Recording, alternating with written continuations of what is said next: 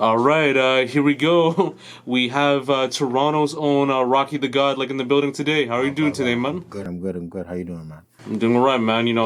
Thank you for coming by to TLOY for the very first time for like your very first like in-person video interview and all that. Yes, sir. I've been tapping in. By the way, like Capsule One, like I was just like recently bumping it and all that, and then it was actually very dope with like a lot of the songs and all that. Like I know with you and like I think 44 Miles, like Yeah, I appreciate that it. track was like too fire too. Like Toronto to UK and all that, and like a lot of like the subject matter and everything else too was like very dope as well too. And then I think I first caught of you from your collab from Ray Hammond and Binks called like Suicide Doors. Like Okay. so like I definitely like tapped in at first and like it was kind of like a unique style for a bit, and then you had like other singles too for a bit, and then also just like I actually also found you more first from JD's project with the Makes Noise like volumes 1 and 2 and all that. So it was like interesting to hear like your parts like on the project and all that, and then just kind of found out from the singles from there, and just go from there. And then I think our first interaction that we actually met was I think after Binks's first interview where after we shot that, we just went upstairs and you were playing, I think, FIFA with JD and all that. So that was like an interesting time back then, so. Yeah, no, all that's lit. Like JD, BI, we all linked up. Well, JD actually knew from school. We went to Trevis. So that's why I met up with him, and BI I met through the studio called 145. That's where we met up. So yeah, I'm happy you tapped into music. I'm happy you like it. I love it. So keep tapping in. We got more to come for sure. No, most definitely, man. And like since like the very first time, I want to start off, usually with the first question. So, where did you grow up, and what was like your environment like for you growing up? Would you say like you had a decent like childhood, or was it like a different experience? I grew up in whatever, born in Toronto. I grew up in Malton a little bit, and I mainly grew up in Brampton. What was it like? It was. Shout out to my moms, you know what I mean? I live with my moms, my aunts and my grandma. She was a single mom, so it was cool. Like we went outside a lot. The community was really close knit when it came to like around my age group. So we really went outside a lot, like played around. When it came to music, we did listen to a lot of music together. Like it was like a rap. Like we listened to a lot of rap and stuff. But it was cool. Like I could definitely say I had a good childhood. I traveled a lot. I went to see my dad. He lived in the States. He lived in Jamaica first, so I'll go to Jamaica. Then he moved to the States. I've been in the States a lot. Shit, my childhood, I can't complain, man. Shout out to my mom. Shout out to my family. I had a good childhood, for sure. Yeah, no, for sure, man. So you said you were like fully Jamaican. That's correct. No, I was born here. My parents are both Jamaican. True. Like just like ethnicity wise and all. Yeah. Just straight Jamaican. Both my parents are Jamaican. Nothing else in there really. True. So like what was like that whole like influence like in the household too? Because I know Toronto, it's like very strong with their Jamaican history and all that. With Caribana, with the Caribbean cultures, and a lot of like Jamaican restaurants and all that. And even with the music too, like there's always like a dance hall or like a reggae show happening like every other like weekend and all that. So what was like was it like for you like in that Jamaican household? In my household, specifically, it was a lot of gospel music. It was actually like there was a couple Jamaican songs here and there, but I actually grew up on a lot of gospel music in my household. And other than that, my mom had a lot of old school R&B tapes. So like it had a bunch of old school R&B artists like Smokey Robinson's, the Babyfaces, Luther Vandross, Teddy Pendergrass, a bunch of R&B artists. So she actually let me listen to those, and I would just like put those in and just jam them. And I really found an appreciation for that old school soul R&B. That gospel also had a lot of soul in it, and I was in it for a while. I'd have to sing in the choir when I was a kid, so that was a big influence on me too. So yeah, that shit was cool. That's how the household really influenced me though. True. So like getting back more into like the Brampton side of things, so growing up in Brampton, like it was like very big, for music, like at that time too, with the rap battles with all the other stuff going on with a lot of people like rising up, like Tory Lanez, Russell, Toby, all those like other all those like other all those other names too in that sense. But for you growing up, like even in like Brampton, was it big for music at the time growing up in terms of being like an industry area or just as a community? Industry, it wasn't big at all. I don't even think industry right now we're huge as we should be because we have so much talent in the city. But industry, no, we're not big. But as you said, as the community, that's a different thing. There was a bunch of freestyle battles going on. Me, myself, we link up my dogs and just freestyle in the garage, in the car, we're bottling up, whatever we're doing. We put on a beat and freestyle. Right now, I'll go to my cousin's garage and freestyle. So when it comes to community and music, like we're huge in that. Like there's so much different types of music around us. Like just the Punjabi music, like, what I'm saying, Brampton, then, like, what I'm saying, they make crazy beats, you know what I mean? Like, there's crazy tempo in that. We got the African music out there with that Afro beats, that goes crazy. Like Jamaican music, got the dance hall, you got the reggae. So when it comes to the community in music, it's huge. Like, there's so much different culture out there. And as we know, in Canada itself, there's so much different culture, but, like, there's a lot down there to give and to see, and I don't think we've tapped into the industry like we should yet. But we're getting there for sure. As you said, there's names coming out there. Alyssa Carr, Toby, Tory Lanez. There's names coming out right now, and we just got to keep pushing. True. And like even within like the start of your own life too. So what were you like from birth until like young adulthood, like in that sense too? Like, what was like RockyDaGod like in that sense? Just growing up. Like, I know you said you had a good childhood, but like just like developing like your own arc in terms of your character and all that. I was real calm, real collective, trying to chill, like that's like as a kid. And as I grew, I can definitely admit that I wasn't as calm, but I think that's just like sometimes life throws things at you where you chill as a child that let's breeze through this goes away. But I still try to keep that demeanor, that just stay calm, try to be chill, like try to hear people out, just almost go with the flow, like, and that's how I've always been, like, and if you plant the right seeds, then something right's gonna grow, and you just gotta keep planting the right seeds and keep growing, keep planting, keep going. That's all. Most definitely. And how did you get into rapping and like making music in that sense? Man, that story is like really random. To be honest, as I said, like the community was so big and like just freestyling and being together and making music, like frig. Like I remember with my dogs, like I used to just freaking beatbox in the garage, and my dogs would be freestyling. I was never huge on freestyling, which is crazy, like, and I got into it more as I got older. But when it first started out, I was like slam on the desk or beatbox. Really, I beatbox, and my dogs would freestyle, and because I was more of a writer when I first started music, to be honest. But yeah, I was never really freestyle. But so how it really came into it was I was freestyling, and I really started to like it. It was fun. And I just knew someone that knew another guy that like owned a studio, so I made that connect there. Started making music there. We got cool, and that just expanded from there. That's how I really started making music. It was really random, but like shit, it took off, and I learned to love it. It became almost like a therapy thing for me. Music became therapeutic, so it was great. Yeah, most definitely. And I know, like, usually, like, within the community in that sense, too, it's, like, people, like, all around you that got you, like, inspired into, like, making music and, like, taking it seriously. But, like, in that sense, too, like, at the home, like, have you ever had, like, any, like, other, like, family members or cousins that were, like, well-known, like, in music back then? Or, like, were they doing, like, music, like, within their own thing, like, just, like, with choir and, like, all that type of stuff? No one well known, but my auntie, like, she was the choir director in church. So she, like, yeah, she just led the choir. She led a lot of solo competition people, like in the church competition and stuff. She was like the person that would vocal train them and stuff.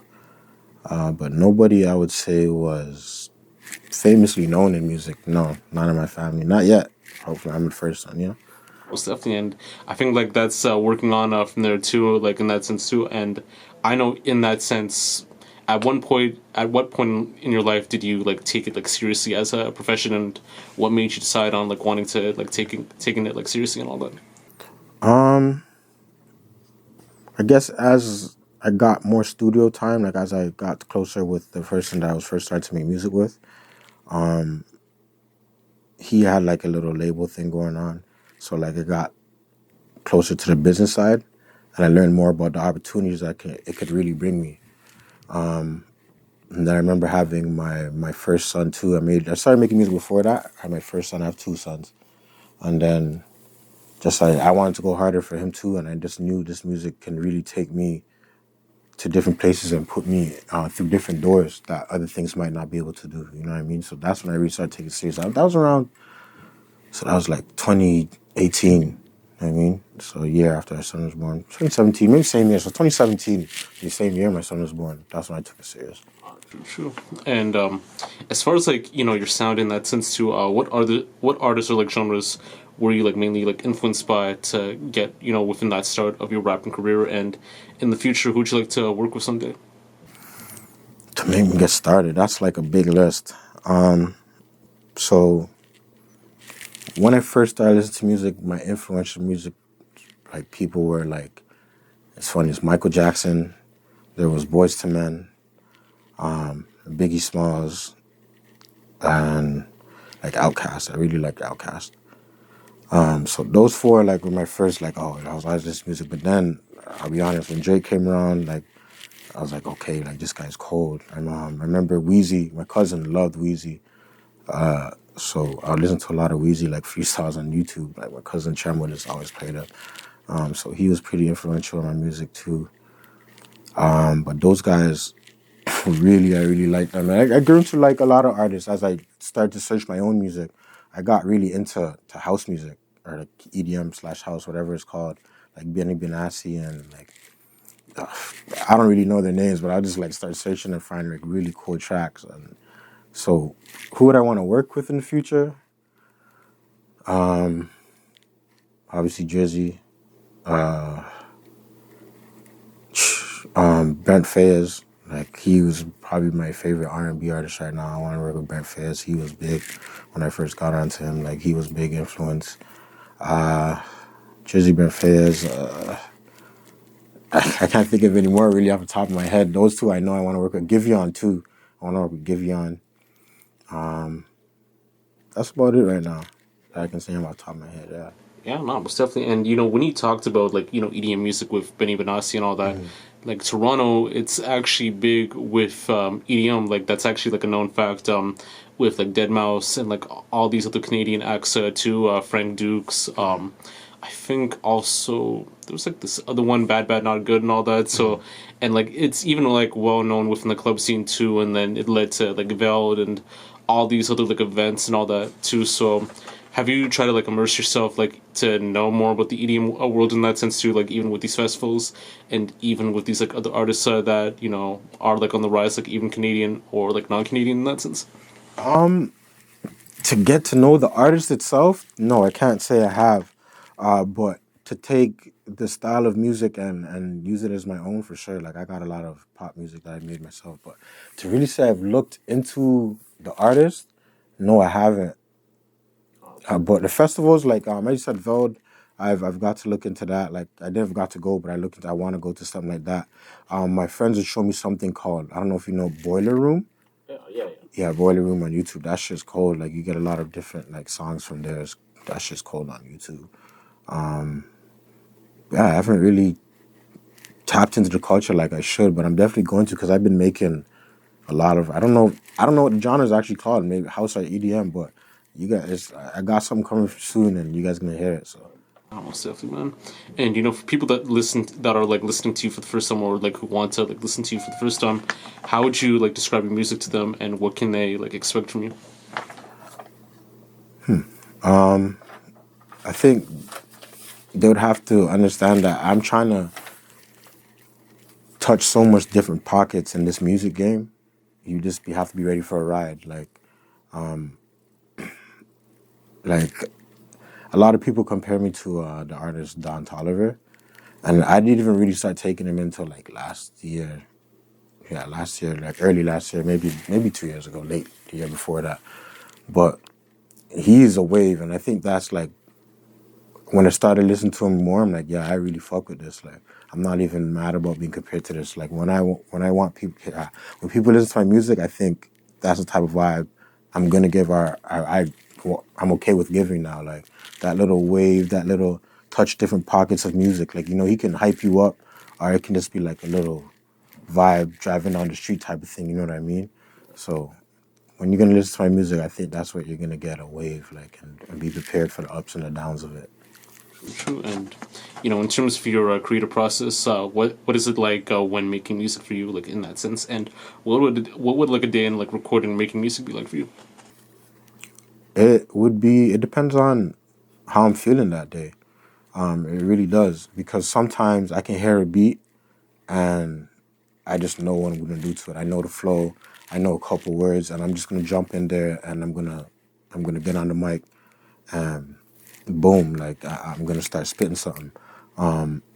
Obviously, I'm gonna roll up a couple splits first. Sometimes I might have a couple shots, but sometimes I might not. Sometimes I might walk in and Magic's here before me cooking up a beat, and it's like, oh yeah, I feel this. Like, it's the mic set up. If the mic set up, I'm in there. Or I might really want to take my time and write to this one, and cook up a real structured song. So it depends on the vibe and how I'm feeling and what the vibe of the room is. That's really what it depends on, how I would structure and create a song. Yeah, no, most definitely, man. And your name is like actually like very interesting. Rocky the God and all that, because not a lot of people like name themselves like Rocky, like in that sense too. I mean, you have ASAP Rocky, Rocky Balboa, like all those like other names too, or like Krishan Rock, even though that's not even like in that name perspective in that sense. But how did you get your stage name, and what's like the inspiration and meaning behind it? Um, Rocky's just, I don't know, something like when I was a little while ago. It just came. Like, Rocky is just, there's no real crazy explanation for Rocky, but the God was like, I want to clear that up because, like, I don't think I'm God. Like, I'm not God. I even have a song that I dropped recently called Save Me. Like, I have a little speech in the end that lets you know I'm not God. There's only one God that I believe. I would believe there's only one God, but, like, so that's not me. So the God comes from, well, as I let you guys know, I grew up in a Christian household, so what we're taught is, like, we're all made in God's image. So if I'm made in his image, you almost might look at me like, if he's my father, I'm gonna look like my father, so I look like God. Like, you know what I'm saying? But I'm definitely not God, like, but I'm gonna try to walk and present myself upper, like, like upper, like, I'm gonna try to be someone looks up to, especially my kids. Like, I'm gonna be that person. Like, when I walk into a room, I want to be noticed, or like, I want to set a presence. Not God, but something like that. You know what I mean? To speak more on your project, so like you actually released your debut project just a while back called like CAPSULE 1 and all that, and just like hearing from the music, it has like a lot of unique like references to drug culture, drug paraphernalia, like all the other stuff too, and like with like lifestyles like well too. So in your perspective, like speaking more on it, like what was like the inspiration and creative process for that project? For Project Capsule One, it was one of the lanes I was trying to tap into. As I explained earlier, I'm trying to tap into different lanes. So that was one of the lanes I was trying to tap into. Like, people like to feel free in their music and not judged in what they do. So I guess, like, drugs was a big thing that I guess people do in, like, when they party and stuff like that. And that was kind of like a party album. Honestly, drugs are not good. Like, if I had advice for anyone, it's don't do drugs. You know what I mean? I don't have great experiences with drugs in my life personally. So I don't know. As I said, don't do drugs. But Capsule One, that project itself was to tap into that lane. Like, I'm not judging anyone. Like, you know what I mean? People pop pills. People do whatever they do. People gonna live their life. And I'm trying to show them that, shit, I hear you. Like, here's the music for you. You know what I mean? Like, I might not join everything that you do. Shoot, I might, do whatever I do, smoke my weed, drink my drink, but I'm still partying with you. You know what I mean? We still living together. It's a capsule. We all in this capsule together. We all in this vibe together. Like, I'm dishing out the little vibes for everyone. So that was their vibe. And as I said, I got a lot of different vibes coming. So that was just the one vibe.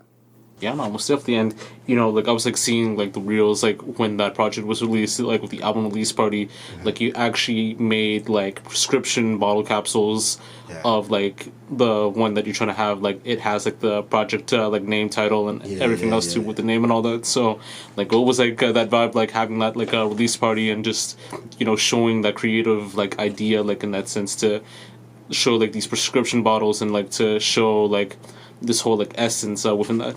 Yeah, the release party, that was dope. The whole pill bottle thing, like, I wish I brought one for you. I forgot to. Don't worry, I'm gonna get one to you though. You could like see, like it would have my name on it, and I think it had, I can't remember exactly, but I think it had like the capsule one on it, and then it had the QR code, and you can scan it with your phone, and it would bring you to the link of where you can listen to the album. So that shit was dope. I'm not even lying, it was not even my idea. It was Big P's idea. She's the parking level line event leader.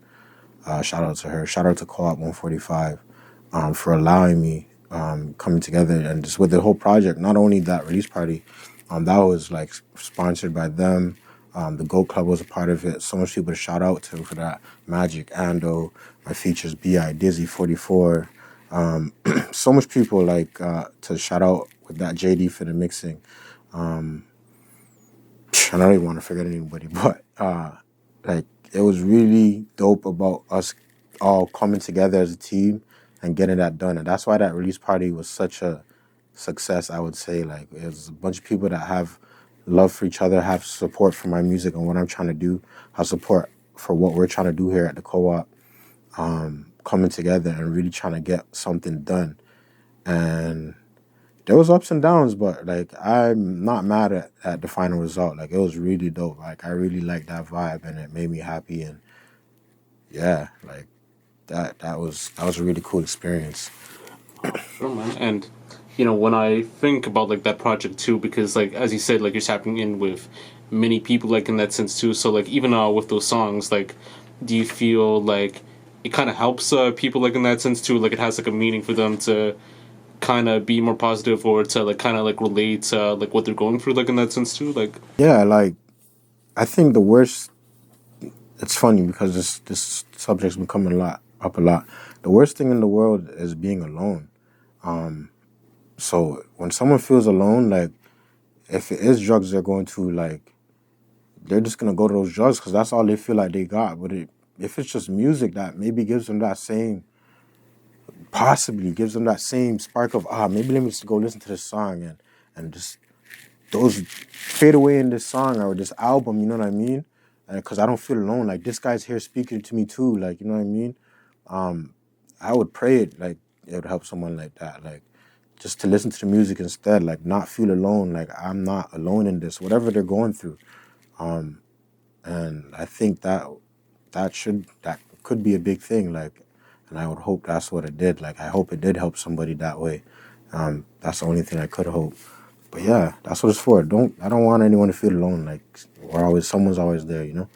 true, true, no, most definitely, man. And as we talked about like Studio 145 for a bit, like just earlier, we talked about like how like that formation happened, with like the album release party. But in terms of you like knowing more about them from the first time and like getting to work with them, how did that affiliation come about, and what was it like, working with them from the start until now, in terms of your journey within music and like the process, like, and what was like that relationship like in that sense?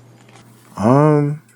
So how I came about is like, so I started doing music, as I said, a little bit later than a lot of people in the co-op, and like not everybody in the co-op 145 does music, but so how it came about is like my dog Cardo just hit me up with an opportunity, like because there was a couple guys already that they were together trying to put something special together, which is the co-op 145, and he just kind of gave me the opportunity to be a part of that as he seen how serious I was with my music, because this wasn't when I first started my music. He's a big inspiration because he told me, like, when I first started music, he's like, man, I'll hit you up like in a year. I can't remember. He told me he'll hit me up in a year to see if this is what I really want to do. So, you know what I'm saying? Consistent. I kept consistent, kind of consistent. He hit me up and he just gave me this opportunity. It was a little bit after school, a little bit after Chebis, couple years, maybe a year after. And he just said, "Yo, we're trying to put something special together. We own a studio time, like studio here, so like I'd still be able to get my studio time, but it'll be bigger than that. It's not just let's make like come here and make music. It's come here to start a business, come here to start a community." So that's how I became a part of the co-op, and I just found out from there how I can help more from more than being an artist, more than just me releasing music from here, or whatever the case may be.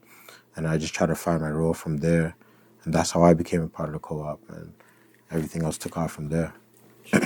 And in that sense, too, what was like some things that you've learned from them, and that what they've learned from you in terms of like the process on, working hard and like incorporating that, like, business wise and like music wise in that sense. A lot, like being like, especially like being a founder of it, because I'm part of founders of it. It makes you. It's almost like a little bit out of responsibility.